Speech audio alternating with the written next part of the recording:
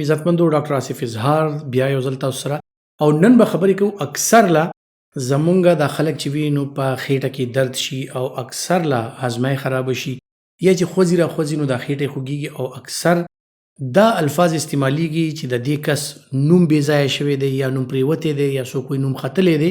نو نن زه تاسو ته دا بیانوم چې یاره د نوم پرېوتلو یا د نوم ختلو یا د نوم بې ځایه کېدلو د دې چې انګلیش کې ورته نیول ډیپلیسمنټ ورته وایي او په اردو کې ورته ناف کاټل جانا وایي.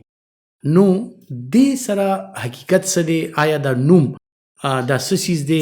دا واقعي بې ځایه کېږي که نه بې ځایه کېږي؟ نو تاسو ته ډېر معلومات در کوم، خو دا ویډیو تر اخره پورې وګورئ. عزتمندو، کله چې ماشوم د مور په ګېډه کې وي نو د مور سره د هغه یو کنیکشن وي دغه ماشوم او هغه د نوم په ذریعه باندې وي چې یاره د مور د بدن نه کم اجزا چې کم دي یا کم خوراک چې کم دی، اکسیجن چې کم دی، نو دا د هغې په ذریعه د مور د وینې نه ماشوم ته منتقل کیږي. کله چې ماشوم پیدا شي نو دغه نوم دا کټ کړی شي او ماشوم سره اکثر که تاسو کتلی وي د هغه نوم پورې داسې لږ شان پاتې وي او څو ورځې بعد چې کم دی نه اوچ شي او آتې غذار شي او بیا په خېټه باندې چې کم دی نو بلی بټن یا نوم چې کم دی یا ناف چې کم دی نو دا د خېټې په منځ کې دا یو سورې پاتې شي. اکثر خلک چې کم دی نو د دې نه غیر چاپیره دا یو لینډ مارک دی په خېټه کې. لینډ مارک موږ هغه څیزونو ته وایو چې کله اپریشن کیږي نو موږ اکثر له وایو چې د نوم نه دې غاړه یا نوم نه آ غاړه یا پختۍ نه بره پختۍ نه ښکته، نو دا لینډ مارکس دي کوم چې ډاکټران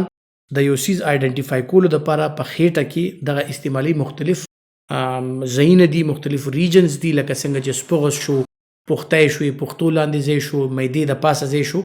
نو دې ته په انګریزی کې یا میډیکل ټرمینالوجیز کې مختلف نومونه لکه هایپوکانډریم، هایپوګیسټریم، اپیګیسټریم او داسې ګیسټریک ایریاز دا ورته ویل کېږي. نوم چې کوم دی امبلایکس دا بالکل د خېټې په منځ باندې وي. اوس خېټه چې الله تعالی جوړه کړې ده نو د انسان په خېټه کې مختلف آرګنز دي، مختلف د هغه اعضا دي چې په هغې کې لیور یعنی جگر، دغسې سپلین، دغسې ګال بلیډر یعنی تریخې او کولمې او دغسې معده، دا ټول څیزونه په خېټه کې موجود وي او دا الله تعالی یو خاص نظام سره پروټیکشن یې ورته ورکړی دی چې زموږ دا خېټه جوړه کړې ده، د خېټې دا دیوال یا ابډومینل وال دا یې جوړ کړی دی نو دې د وجې نه دغه ټول څیزونه محفوظ وي. اوس د دې خېټې دا کم دیوال چې کم دی، ابډومینل وال چې کم دی، په دې کې مختلف څیزونه دي لکه جلی هم پکې شته، دې کې ټف ممبرین هم شته، دې کې فیټس یعنی چربي هم شته او دې کې مسلز یعنی پټې هم شته. نو کله چې مونږ ساه اخلو یا خېټه راکاږو، خېټه نرمه پرېږدو، نو دې سره چې کوم دی ابډومینل وال مسلز دا اکثر لا دا راښکې کېږي او ریلیکس کېږي. اوس که مونږ کله ولاړ یو نو زمونږ پوسچر ساتلو دپاره هم د خېټې دا مسلز کنټریکټ شي. بیا چې کله ښکته بره کېږو هغې سره هم د خېټې دا مسلز چې کوم دی نو دې کې کیچاو راځي، دا ریلیکس کېږي. دغې سره چې کوم دی نو زمونږ دا پوسچر یعنی ودرېدل، کېناستل، سملاستل او خوځېدل را خوځېدل یا تاوېدل را تاوېدل دا ټول څیزونه کېږي. دغه مسلز چې کوم دی پروټیکټیو یعنی حفاظتي یو نظام هم دی چې کله زمونږ خېټه باندې څه پریشر راشي نو هغه ډایرکټ کولمو ته یا معدې ته یا جگر یا ګردو ته هغه نه رسي. نو دا یو حفاظتي نظام هم دی.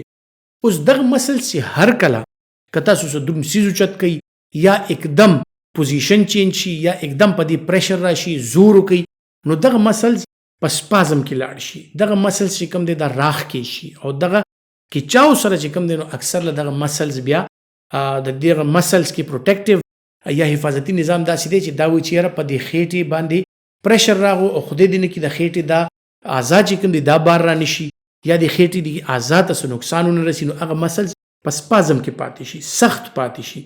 او ډېر وخت چې کله مسل سخت پاتې شي نو هغه ستړي شي، ستومانه شي.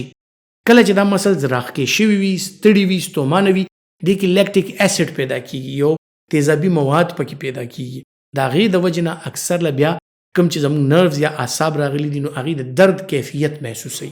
نو اکثر خلک بیا خوځېدلو را خوځېدلو سره هم درد کېږي، په خېټه کې هم درد کېږي، بعضې نیم خلکو ورسره هاضمه هم ګډوډه شي. نو اکثر بیا خلک وایي خېټه کې مې درد کېږي او خېټې له چې ګوتې وړم هم درد کېږي. نو کله چې لاړ شي نو اکثر دا ورته وایي پخوانو خلکو به ویل چې ستا نوم بې ځایه شوی دی یا ستا نوم چې کوم دی ختلی دی یا ستا نوم پرېوتی دی، دا الفاظ به استعمالېدل. اوس ساينس چې کله ریسرچ وکړو په دې څیز باندې، میډیکل ساينس وایي چې یاره دا نوم ختل یا پریوتل داسې څه مسله نه وي. بنیادي طور دا چې کوم دی نو د خېټې دا کوم مسلز دي دا کومې پټې دي دا راښکې شي هغې کې کیچاو راشي او د هغې د وجې نه دې کې درد راشي.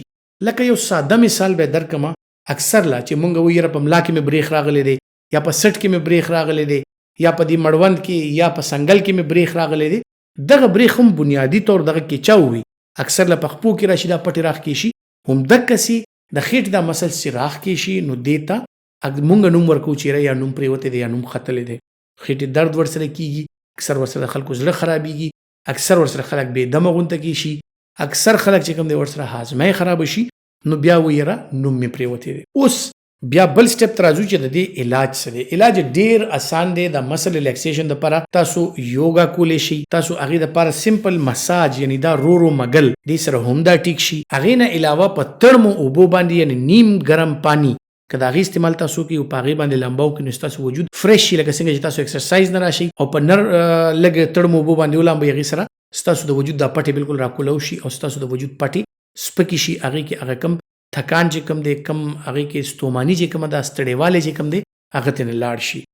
دې نه علاوه که دې څیزونه سره ونشي نو اکثر خلک داسې هم کولی شي چې یو وړوکې شان تکیه یا داسې نرم څیز راواخلي هغه کښېږدي او په هغې باندې الټه سملي د خېټې لپې لږ زور ورشي د خېټې دا مسلس چې کوم دی دا ورسره ریلیکس شي. دې نه علاوه د شړشمو تیل یا زیتونو تیل دې سره هم مساج کولی شي هغې سره هم دا شی ټیک شي. او که دې سره ونشي نو بیا اکثر له موږ پین کیلر یعنی د درد ولا دوایانی او ورسره مسل ریلیکسنټ یعنی د پټو کم ریلیکس کول ولا دوایانی چې کوم دي نو دا هم دې مریضانو ته ورکو او هغې سره ډیره ګزاره وشي. دې سره داسې خاص خطرناک څیز نه دی خو بعضې نیم خلک چې کوم دی نو دې سره اکثر له تنګ شي دغه شي. دې کې درته یو څو څیزونه ښیم چې که هغه کېږي ورسره نو ضرور خپل ډاکټر له لاړ شي. یعنی دا یو داسې عام څیز دی چې دا به اکسرسایز سره یا مساج سره مګلو سره ورزش سره دې سره هم ښه شي تړمو اوبو سره یا دوایانو سره هم ښه شي. خو که دا څیزونه ورسره وي نو تاسو خامخا خپل ډاکټر له لاړ شئ. ستاسو خېټه کې بې انتها درد چې ناقابل برداشت درد وي نو دا بل څه هم کیدی شي او هسې نه چې تاسو وایي چې یاره دا زما نوم ختلی یا نوم پرېوتلی دی او هغه اپنډکس وي یا دغسې د زنانو څه د ګایني وله مسلې وي یا د معدې السر یا داسې نور څه وجوهات وي یا د ګردې کاڼې یا شګه چې د هغې د وجې نه هم په خېټه کې درد راتلی شي. نو که ستاسو تبه ورسره کېږي دا درد بې انتها زیات وي یا تشې او ډکې متیازې په دې کې څه مسله وي تشو متیازو کې سوځې وي یا وینه راځي یا په مشکله باندې کېږي یا دغسې ډکې متیازې ورسره بې انتها قبض شي او تاسو ته تکلیف وي نو ضروري خبره دا ده چې ډاکټر نه تاسو خپل چیک اپ وکړئ. دویمه خبره ده چې دې سره هرګز تبه نه ده پکار. نو که چاته هم تبه کېږي نو مطلب دا دی چې بیا په خېټه کې دننه څه انفیکشن دی او هغې دپاره ضروري ده چې تاسو خپل ډاکټر ته لاړ شئ. دې نه علاوه که داسې څه څیز کېږي لکه څنګه چې هرنیا کېږي ستاسو په دې خېټه کې څه پړسوب راښکاره شو څه غوټه راښکاره شوه نو ضرور خپل ډاکټر سره مشوره وکړئ چې ستاسو د بیمارۍ تشخیص وشي.